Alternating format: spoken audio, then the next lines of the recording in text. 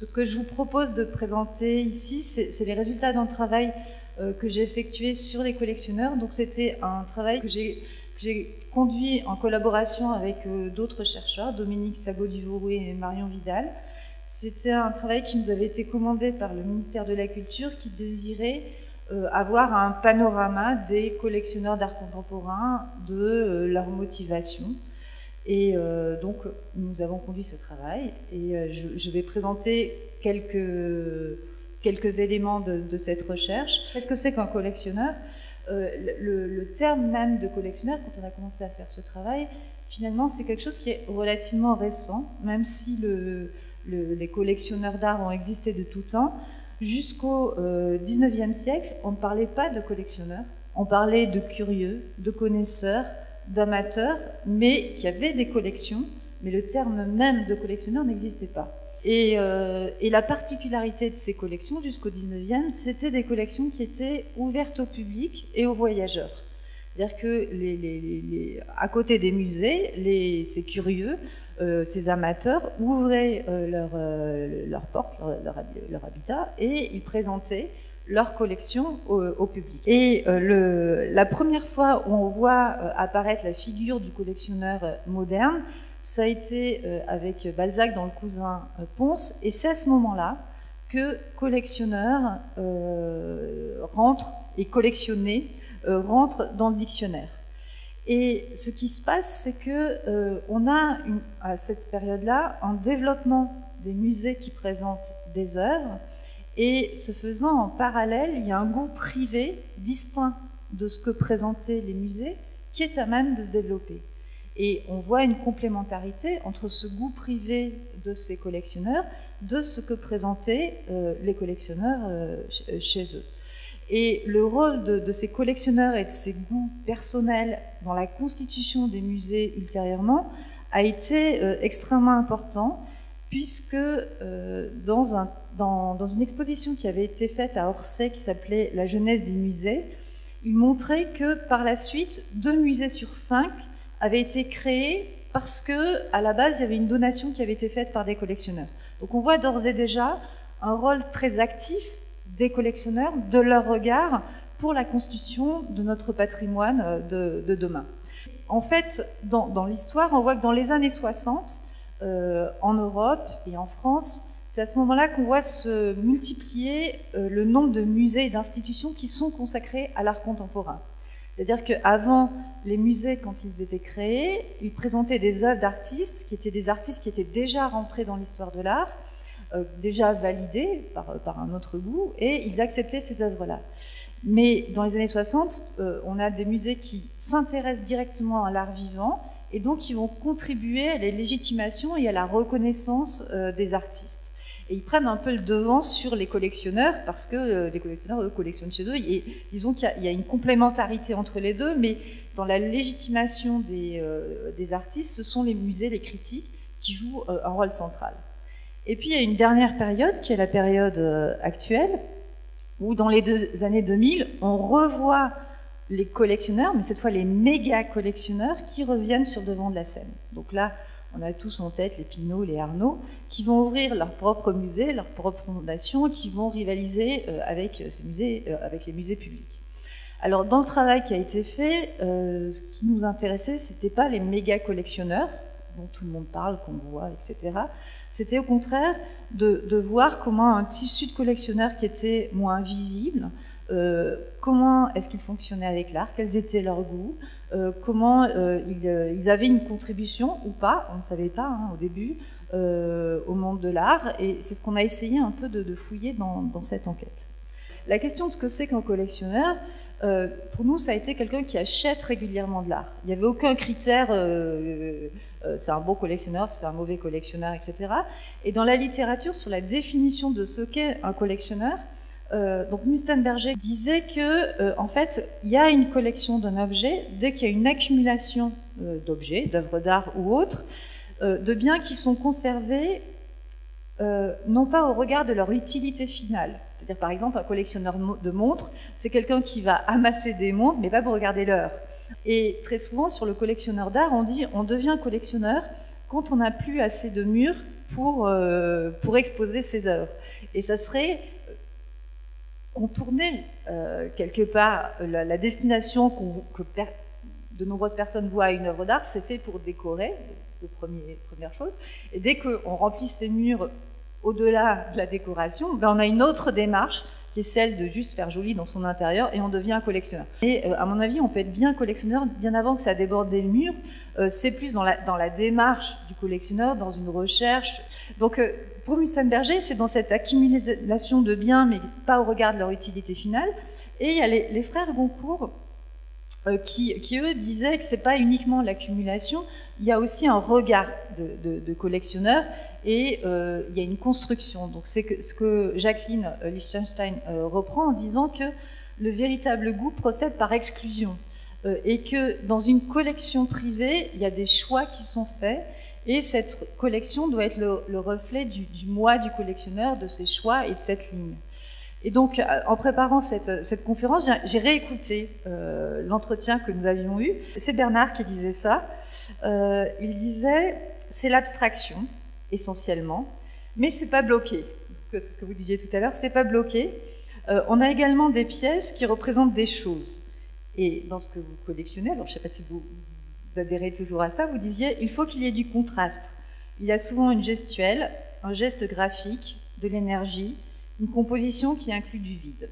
Pour faire ce travail, on a fait une enquête en ligne, anonyme, où on posait des questions fermées, hein, c'était très réducteur, oui, non, mais on cherchait à toucher le plus grand nombre de collectionneurs, et pour qu'ils puissent répondre, c'était anonyme. Et à la fin du questionnaire, il y avait une ouverture en disant est-ce que vous avez des remarques à faire à ce questionnaire, et est-ce que vous, je ne sais même plus si on me demandait est-ce que vous acceptez qu'on vous contacte.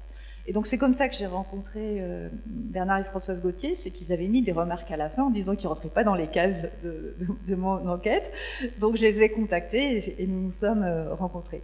Mais dans cette enquête, il y avait des choses sur l'origine de la collection, c'est-à-dire comment est-ce que vous êtes devenu collectionneur, est-ce que vous collectionnez d'autres choses, est-ce que vous êtes une famille de collectionneurs, des informations sur comment est-ce que vous faites vos choix d'artistes, comment vous recherchez votre information, est-ce que c'est par des galeries, est-ce que c'est par quel type de lecture, des foires, des ateliers d'artistes, des caractéristiques sur la collection, quel type de pièces vous collectez, est-ce que c'est des peintures, des multiples, est-ce que c'est de la vidéo, et les relations avec le reste du monde de l'art, avec les conservateurs, avec des critiques, les artistes, galeristes.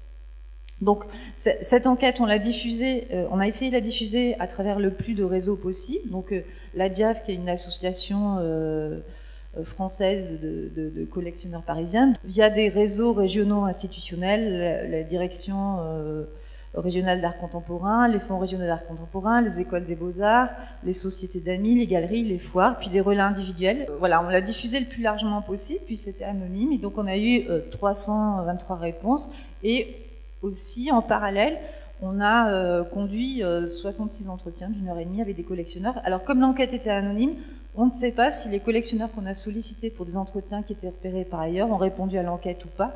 Pour certains, oui, comme pour vous, mais pour d'autres, on ne sait pas, puisque c'était déconnecté. Voilà, alors, à partir de là, quels résultats on a eu ? Je vais centrer uniquement sur certaines choses. Là, c'est le portrait robot du collectionneur. En haut, vous avez le 73%. En fait, c'est sur le sexe du collectionneur. C'est-à-dire qu'est-ce que le collectionneur est un homme ou une femme ? Et pour 75%, on trouve que c'est un homme. Et enfin, c'est un homme. Il semblerait que ce soit plus les hommes qui collectionnent que les femmes. Alors attendez, je vais modérer tout ça. Alors, beaucoup de collectionneurs vivent en couple. Donc à ce moment-là, ce sont des collections de couple. Et moi, d'après ce que j'ai pu voir, ça va des collectionneurs qui décident tout en même temps, qui sont très fusionnels, et il y a des collectionneurs aussi, j'ai rencontré des collectionneurs qui ont deux collections distinctes. La collection de monsieur, la collection de madame, est exposée à deux endroits différents. C'est des collectionneurs très visibles, ils présentent leur collection sur Internet, ils sont extrêmement actifs, et chacun a sa propre collection. Et il y a d'autres collections aussi. J'ai aussi rencontré des personnes où une personne collectionnait et son conjoint détestait l'art contemporain. Donc rien n'était montré dans sa collection. Mais son conjoint acceptait qu'il y ait une partie du budget qui soit sur la contemporaine. J'en ai rencontré comme ça deux où l'un collectionnait et pas l'autre. Et je pense que c'est assez intéressant de voir toutes ces évolutions. Alors après, vous avez 64% des collectionneurs qui ont plus de 50 ans.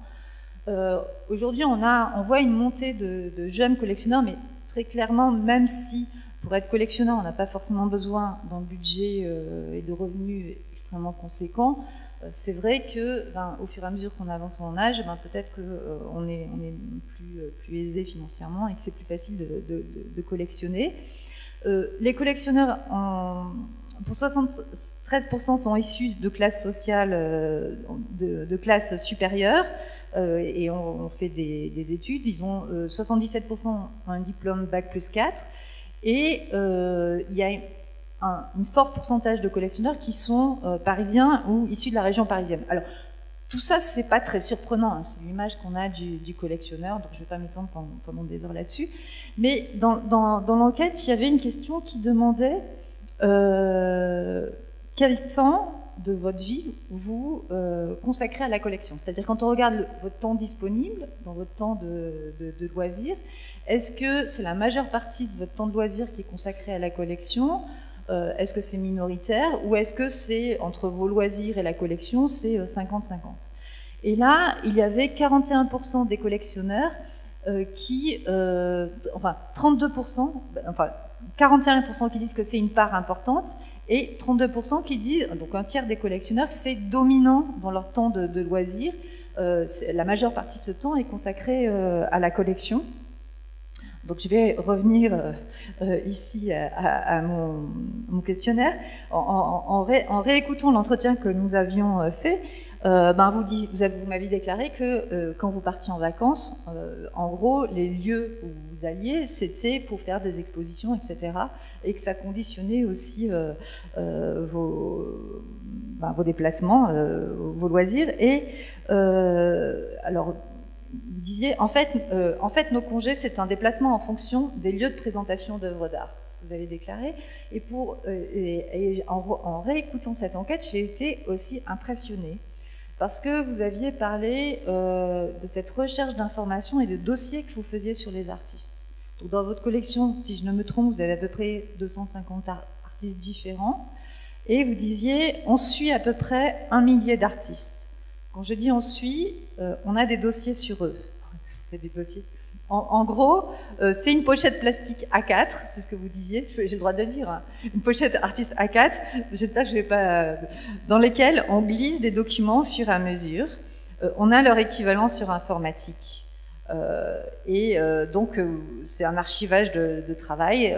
Alors, vous dites, donc, on effectue un travail d'archivage d'artistes qui nous intéressent. Il y en a qui sont internationaux, d'autres qu'on a connus, on voit leur évolution. Et si leur évolution nous convient, on va demander une visite de type atelier. Donc, c'est-à-dire que de voir la collection avec des œuvres, c'est pas uniquement bien voilà, cette œuvre me plaît, je l'achète. Il y a un travail de recherche très conséquent, et pour moi, c'est ça qui définit le collectionneur. C'est-à-dire qu'on peut avoir même très peu d'œuvres, un nombre, oui, même très peu d'œuvres, mais d'avoir cette démarche de recherche d'information pour autre chose que de la décoration, c'est ça qui fait le collectionneur. Alors, dans le travail, on demandait aussi quel était, pour essayer de voir si l'échantillon d'artistes qu'on avait était représentatif un peu de collectionneurs fortunés, moins fortunés. On n'avait pas voulu mettre trop de questions sur financières, parce qu'en disant que ça pouvait empêcher les gens de répondre, mais il y avait une question, on disait quel était le prix maximal payé pour une œuvre, et dans la constitution de notre échantillon, il y avait 25% de notre échantillon où les gens déclaraient que le prix maximal qu'ils avaient payé pour une œuvre était inférieur à 5 000 €. Il y en avait 21% entre 5 000 et 10 000 €. Il y en avait 32% entre 10 000 et 50 000 €, 11% de 50 à 100 000 € et 8% pour un prix supérieur à 100 000 €. Je n'ai pas des montants par rapport à vous, mais il y a une chose que je trouvais intéressante en relisant par ce que vous disiez sur le budget. Vous disiez, on n'a pas de budget pour la collection. Dans le budget familial, en y réfléchissant, c'est aussi important que le logement alors ça c'est drôle, ou le boucher, je ne sais pas pourquoi vous avez parlé du boucher, c'est aussi important que le logement ou le boucher. On n'a pas un budget, disons, culturel qui serait une partie bien définie ou plus modulable. Ça fait partie du budget, et comme le boucher chez nous. Et en réécoutant, ça m'a assez amusé de voir que c'était essentiel à votre vie. Alors, après, toujours pour essayer de caractériser ces collectionneurs, il y a une chose que j'ai trouvée intéressante comme résultat, c'est que on demandait votre collection, est-ce qu'elle est constituée d'artistes français, d'artistes internationaux? Les personnes ont tendance à collectionner ce qui est proche d'elles, ce qu'elles connaissent, les artistes qu'elles rencontrent, ce qui est tout à fait naturel. Et ce faisant, vous avez 64,5% des collections qui déclaraient qu'au sein de leur collection, la majeure partie des artistes étaient français. C'est-à-dire que, il y a bien évidemment, ça ne veut pas dire que tous les artistes étaient français, les collections où tous les artistes étaient français, c'était une minorité, mais on voit le rôle dans un pays des collectionneurs nationaux qui s'intéressent aux artistes qui sont proches d'eux, et donc pour le soutien de la scène artistique nationale. Sans vouloir il faut absolument être cocorico, pas du tout, mais on voit justement dans le fait que dans un pays, il y a un marché de l'art fort, le tissu de collectionneurs est très important parce qu'il sert à soutenir aussi ces artistes. Alors, on demandait aussi, est-ce que les œuvres, là c'était pour voir si les œuvres si c'était bien des collectionneurs, des collections d'art contemporain, et dans les collections, il y avait 67% des personnes qui répondaient que toutes les œuvres qui constituaient la collection avaient été produites après 1945. Alors ici encore, pour revenir à Bernard et Françoise, ils disaient oui, alors c'est une question qui vous avait posé problème, en disant oui, on est sur des artistes vivants, sur des artistes contemporains, mais nous, ce qui nous intéresse, c'est l'abstraction. Donc, savoir que l'artiste soit vivant ou pas, ça peut nous conduire à un moment ou à un autre d'aller voir des œuvres antérieures qui sont d'avant 1945, et peu importe, c'est pas le fait d'avoir une collection d'art contemporain qui nous intéresse. Effectivement, c'est des artistes qu'on rencontre, mais on peut être conduit à chercher d'autres artistes. Alors là, on ne le voit pas du tout, mais en fait, c'était pour essayer de voir quel type d'œuvres il y avait dans les collections des collectionneurs français. Donc, la question, c'est est-ce que dans votre collection, vous avez de la peinture? Est-ce que vous avez de la sculpture, de la photo, du dessin, de la gravure, de la vidéo, de l'installation et des livres d'artistes? Et en fait, on voit que même si aujourd'hui, il y a l'idée que dans l'art contemporain, la peinture est moins en moins présente, c'est plus des installations, des vidéos et autres, ça reste quand même le médium qui est très très présent dans les collections, puisque dans 90% des collections, il y a de la peinture. Ça ne veut pas dire qu'il n'y a que de la peinture. Non. Néanmoins, dans 9 collections sur 10, il y a de la peinture.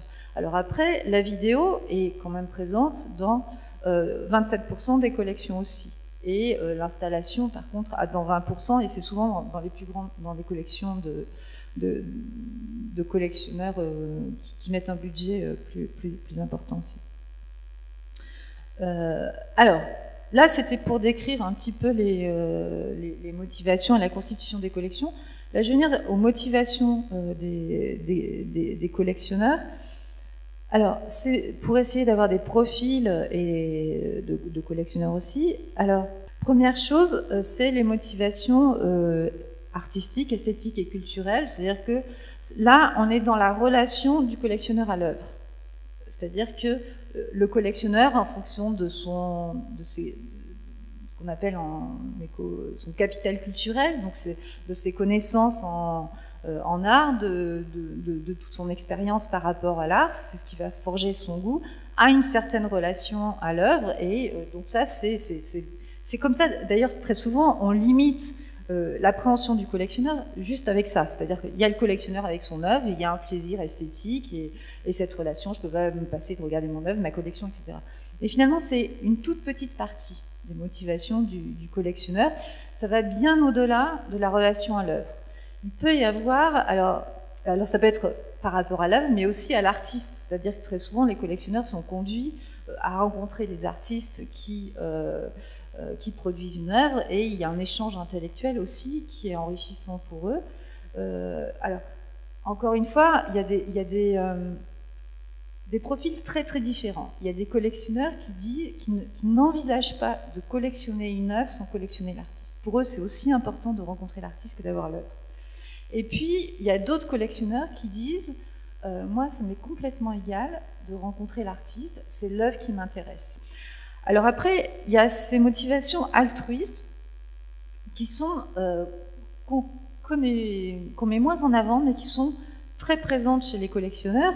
C'est l'œuvre me plaît, mais j'ai envie de défendre cette démarche de l'artiste. C'est-à-dire cet artiste dont l'œuvre me plaît, j'ai envie d'accompagner l'artiste dans sa carrière, de faire connaître son œuvre et de participer à sa reconnaissance. Et on va voir après, ça se manifeste de plein de façons différentes, et c'est ce qui caractérise aussi, ce qui différencie le collectionneur d'art contemporain, selon moi, du collectionneur de montres et de plein d'autres choses. On va le voir après. C'est toute une part. Enfin, je vais essayer de ne pas être trop long non plus là-dedans.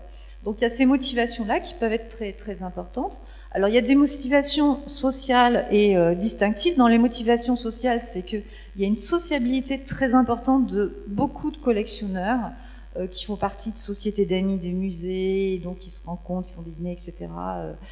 Et ça c'est extrêmement important. Alors vous n'étiez pas du tout là-dedans. Très en dehors, mais en même temps, la sociabilité est présente puisque nous sommes aujourd'hui dans un lieu public où il y a une exposition, et donc non, mais aussi c'est tout à fait présent. Et dans dans ces motivations sociales et distinctives, là on n'a pas plein de temps, mais il y a des motivations très différentes. C'est-à-dire qu'à la fois vous pouvez avoir le collectionneur qui collectionne ce qui est à la mode, et c'est important pour lui d'avoir l'artiste qui est à la mode et être assimilé à toutes ces personnes, d'acheter cette œuvre et de faire partie de cette minorité. À l'autre bout, de l'autre côté, vous avez le collectionneur qui achète un artiste qui n'est pas du tout connu, qui est complètement émergent, et il achète pas cher. Et lui aussi, il a des motivations sociales. C'est ce qu'on appelle en éco un effet snob. Alors pourquoi est-ce qu'il a des motivations sociales? Parce que pour lui, c'est quelqu'un en général qui a beaucoup de connaissances de capital culturel, et donc du coup, grâce à ça, il repère l'artiste en début de carrière. Mais mine de rien, son appréciation qu'il a de l'artiste, c'est rehaussée par le fait qu'il fait partie de la minorité qui, avant les autres, a su découvrir l'artiste. Alors après, il y a des motivations économiques qui... on peut dire c'est uniquement le collectionneur spéculateur qui achète en espérant que ça va monter, etc. Alors déjà, je suis désolée, mais tous les travaux économiques qui ont été faits sur le marché de l'art montrent que c'est pas rentable. C'est très risqué, c'est pas rentable. Mais ce sur quoi je voudrais plus, c'est la dernière partie de mon exposé, je ne veux pas être trop long. En fait, dans l'enquête, on avait distingué 7 moments, il y en a bien d'autres, par lesquels le collectionneur était susceptible de rentrer dans cette production, d'être un acteur. Quand je dis passer de l'autre côté du miroir, c'est-à-dire c'est devenir un acteur actif du monde de l'art. Il n'est pas uniquement dans une consommation passive d'œuvres ou d'admiration, etc., mais il devient un acteur actif du monde de l'art qui contribue à la diffusion de l'art et à l'émergence, il accompagne le travail des artistes. Donc on avait vu 7 moments, donc c'est ce qu'on appelle des activités de production, celle du soutien à l'artiste, c'est-à-dire que les collectionneurs peuvent donner une aide financière à un artiste à un moment ou à un autre, parce que l'artiste est en difficulté. Une autre façon dont le collectionneur peut intervenir dans la vie artistique, c'est prêter des œuvres pour des expositions à des institutions ou des musées. Une autre façon, c'est faire un dépôt. Quand des collectionneurs ont des collections, ils peuvent parfois mettre des œuvres en dépôt dans des musées, faire des dons à des musées ou des institutions, participer ou organiser un projet d'exposition, comme on a ici. C'est aussi participer à la vitalité et la visibilité des collectionneurs. Aider au financement d'un catalogue qui est fait sur le travail d'un artiste. Et la dernière chose, c'est être présent dans une commission ou en conseil d'administration d'une institution, d'un musée qui est dédié à l'art contemporain. Et en fait, on avait, dans toute l'enquête, on avait 8 collectionneurs sur 10 qui déclaraient avoir eu au moins une de ces interventions. C'est-à-dire que soit ils avaient soutenu l'artiste, soit ils avaient prêté à un musée, soit ils avaient organisé une exposition, etc. Alors, et il y a un nombre non négligeable de collectionneurs qui cumulaient au moins, alors attendez, je le retrouve, il y avait 40% des collectionneurs, ce qui est important, qui cumulaient au moins 3 de ces formes. C'est-à-dire qu'il y avait 4, 5, 6 ou 7 de ces activités. Tout à l'heure, je vous disais, il y a un altruisme de la part du collectionneur, c'est ça, c'est ce rôle de participer à la vitalité de la scène artistique. Et ça, selon moi, c'est vraiment ce qui fait la spécificité du collectionneur d'art contemporain, du collectionneur de montres, du collectionneur de timbres et autres. Parce que le collectionneur, parce qu'il participe à la valeur de l'artiste, à sa reconnaissance. Il fait augmenter la cote, enfin, pas parce qu'il veut faire augmenter les prix, mais parce qu'il a envie que le travail de l'artiste soit reconnu. Et quand on collectionne des montres ou des timbres, je pense pas qu'on puisse, on peut organiser des expositions, mais ce faisant, on ne va pas modifier la rareté de ce timbre, etc. Alors que là, on contribue à établir la carrière de l'artiste. La carrière d'un timbre, elle est figée. Hein, elle est pas... et donc, là, on a vraiment un rôle qui différencie, selon moi, le collectionneur, une action qui est différente dans le collectionneur d'art contemporain d'autres types de collectionneurs. Là, c'est les engagements qui se cumulent. Alors là, il y avait une question qui était posée justement sur les relations entre les collectionneurs et les institutions, c'est-à-dire que quand vous prêtez une œuvre à une institution et que ça se fait en France ou à l'étranger, est-ce que vous considérez que vous êtes mieux traité à l'étranger qu'en France? Parce qu'on dit toujours que les Français sont... les musées français sont pas accueillants, etc. Et alors dans les pourcentages, il n'y avait pas une différence extrême. Il y en a 89% qui disaient que ça s'était bien fait, ça s'était fait dans de bonnes conditions en France, et 98% à l'étranger. Bon, il y a quand même 10% de différence. Manque d'égard, c'était 35% en France, 17% à l'étranger. Donc on voit quand même en France, on est moins doué pour bien traiter les collectionneurs, les prêteurs. Pour 31% en France, ces problèmes étaient dus à des problèmes administratifs, et pour 14%, c'était à l'étranger. Ce qu'on a vu dans le cadre de ce travail, c'est que tous ces collectionneurs avaient vraiment un rôle actif, et tout type de collectionneurs, ils intervenaient, et ils sont susceptibles de contribuer à cette vitalité, de construire le patrimoine de demain. Et ce manque d'égard qu'il y a parfois dans les institutions françaises par rapport aux collectionneurs, c'est quelque chose sur lequel on peut travailler, même si c'est pas catastrophique. Hein. Il y a quand même 89% qui considèrent que ça s'est bien passé. Mais quand on voit que c'est 98% qui considèrent qu'à l'étranger ça s'est bien passé, il y a quand même une marge de progression à avoir. Alors, dans les portraits de collectionneurs, ce que je vous disais, il y a des motivations qui sont différentes. Si on veut différencier des choses qui sont ressorties quand même pour avoir différents types de collections, parce que chaque fois je vous ai dit, on rencontre tel profil, tel profil, tel profil. Ce qui apparaît dans les facteurs qui sont très très différenciants, il y en a qui sont axés sur les œuvres et l'autre sur la démarche. C'est-à-dire qu'il y en a, c'est vraiment l'œuvre qui les intéresse, de l'artiste. Et d'autres, c'est il y a une démarche de l'artiste qui m'intéresse, le discours, etc. Et ça, c'est la chose essentielle qui est prioritaire dans leur choix de collection. Donc déjà, on a cette première différence. Deuxième différence qui est importante, qui était assez amusante dans les relations, il y en a qui ont une attitude très décomplexée par rapport au marché. Ça ne veut pas dire forcément que ce sont des spéculateurs, mais ils disent, moi j'achète des œuvres, au bout d'un moment j'ai des moyens limités, je revends mon œuvre pour en acheter d'autres, etc. Il y en a d'autres qui, non, ma collection, j'ai ces œuvres-là, jamais je les revendrai, je les ai investies à un moment, même les œuvres qui ne me plaisent plus, etc. Ça, c'est deux attitudes très très différentes. Troisième chose différente aussi, c'est collection construite version collection coup de cœur. Alors il y a des collectionneurs. Alors, en réécoutant l'entretien, vous disiez qu'elle n'était pas construite, mais moi je la vois construite. Là, parce que la collection de coup de cœur, c'est les personnes qui achètent des œuvres, qui se promènent dans une galerie, qui voient une œuvre, ça me plaît, boum, je l'achète, et ça rentre dans la collection. Et par rapport à d'autres œuvres de la collection, il n'y a pas d'unité enfin quand je dis d'unité, ça reflète des goûts du collectionneur. Il y a pas de il y a une ligne directrice qui est de l'abstraction, il y a ce travail en amont de recherche, de suivi d'artistes, etc. Et dans la collection construite, la ligne de construction, c'est l'abstraction. Et alors, il y en a qui vont encore plus loin. C'est des briques où il y a un trou dans la ligne qu'on veut construire. Il manque tel type d'artiste, on veut, etc. Mais on a ces deux approches-là clairement différenciées. Alors, il peut arriver que la collection commence par coup de cœur et qu'après la ligne apparaisse et que les gens commencent à acheter comme ça. Et après, il y a une ligne qui apparaît et ça évolue vers autre chose. Et pour finir, avant de finir sur deux citations que j'ai relevées, que je trouve qui reflètent bien votre collection, à l'issue de ce travail sur collection, il y a une chose qui m'a intriguée, c'est qu'il y a deux façons d'entrer dans la collection. Après, ça se rapproche. Mais on a d'un côté, alors c'est caricatural, hein, mais d'un côté, on a des gens qui de toute façon sont collectionneurs.